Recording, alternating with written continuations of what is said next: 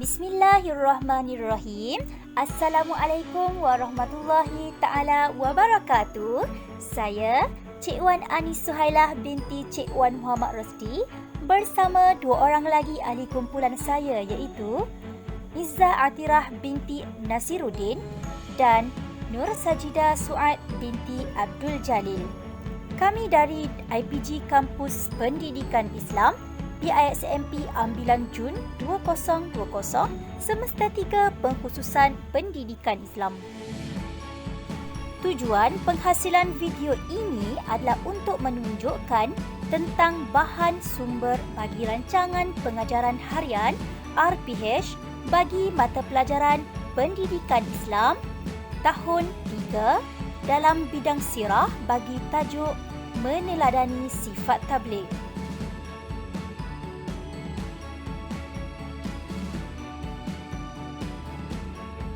Baiklah, kumpulan kami memilih tajuk Meneladani Sifat Tabligh daripada bidang sirah tahun 3 yang mana standard kandungannya adalah 5.2 iaitu merumus iktibar keunggulan sifat tabligh Nabi Muhammad SAW dalam kehidupan harian dan mengamalkannya secara beradab dan istiqamah.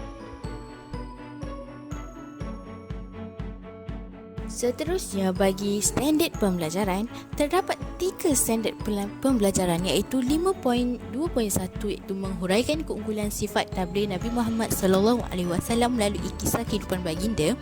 5.2.2 merumus kepentingan Nabi Muhammad SAW bersifat tabligh, dan yang terakhir 5.2.3 mengaplikasi sifat tabligh sebagai bukti kecintaan kepada baginda dalam kehidupan seharian. Seterusnya, terdapat 3 objektif pembelajaran iaitu selepas proses pengajaran dan pembelajaran, murid dapat yang pertama menjelaskan keunggulan sifat tabligh Nabi Muhammad SAW melalui kisah-kisah kehidupan baginda. Yang kedua, murid dapat merumus kepentingan Nabi Muhammad SAW bersifat tabligh dengan baik selepas aktiviti sumbangsaran. Dan yang terakhir, murid dapat menentukan sifat tabligh sebagai bukti kecintaan kepada baginda dalam kehidupan seharian setelah melaksanakan aktiviti Let's Change. Terdapat 5 jenis bahan sumber yang kami gunakan iaitu yang pertama, bersumberkan video daripada YouTube. Yang kedua, aplikasi grafik daripada Canva. Dan yang ketiga, slide PowerPoint. Keempat, aplikasi WordWall. Dan yang terakhir, menggunakan aplikasi Flippity. Jadi kita masuk kepada bahan sumber yang pertama iaitu video. Kami menggunakan video sebagai set induksi yang berbentuk nyanyian.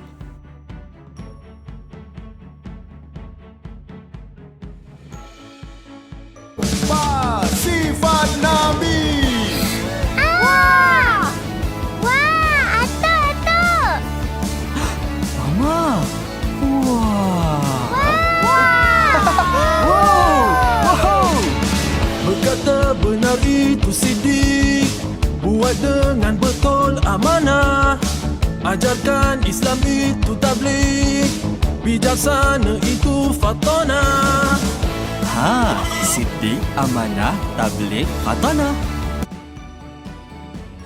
Bahan sumber yang kedua adalah menggunakan aplikasi Canva untuk menyediakan grafik sebagai gambaran kepada teknik bercerita yang digunakan oleh guru. Di antara langkah yang digunakan dalam penggunaan grafik ini adalah yang pertama, guru menunjukkan kad kalimah dalil hadis dan membacanya secara talaqi musyafahah bersama pelajar.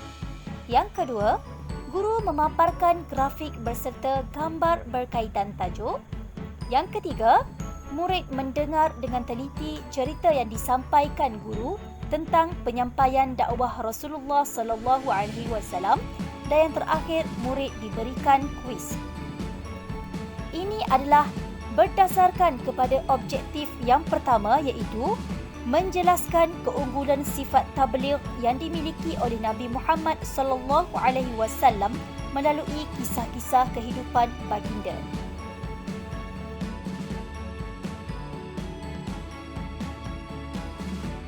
Baiklah, kita teruskan kepada bahan sumber yang ketiga, iaitu slide PowerPoint. Slide PowerPoint ini digunakan pada langkah 2 dan langkah 3 untuk mencapai objektif pembelajaran 2 dan 3, iaitu menyimpulkan kepentingan Nabi Muhammad SAW bersifat tabligh dengan baik selepas aktiviti sumbang saran. Manakala yang seterusnya, menerapkan sifat tabligh sebagai bukti kecintaan kepada baginda dalam kehidupan seharian setelah melaksanakan aktiviti Let's Change. Sebagai contoh, penggunaan slide PowerPoint digunakan untuk menyediakan satu peta IT berkaitan kepentingan Nabi Muhammad bersifat tabligh, yang mana peta IT ini akan diisi oleh wakil kumpulan daripada setiap pelajar. Baiklah, penggunaan kedua slide PowerPoint adalah menerusi aktiviti Let's Change, iaitu berkaitan situasi manakah yang menunjukkan penerapan sifat tabligh dalam kehidupan. Dan perkara ini bagi mencapai objektif yang ketiga yang telah disebutkan tadi.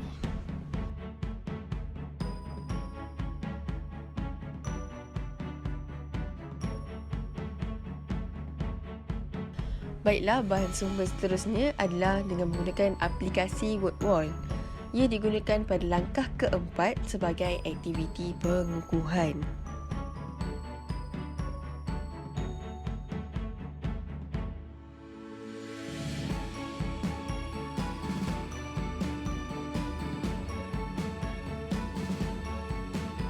Seterusnya kita pergi kepada bahan sumber yang terakhir, iaitu aplikasi Flippity. Aplikasi Flippity boleh dijadikan sebagai latihan tambahan kepada murid-murid dan boleh dilaksanakan sebagai latihan di rumah.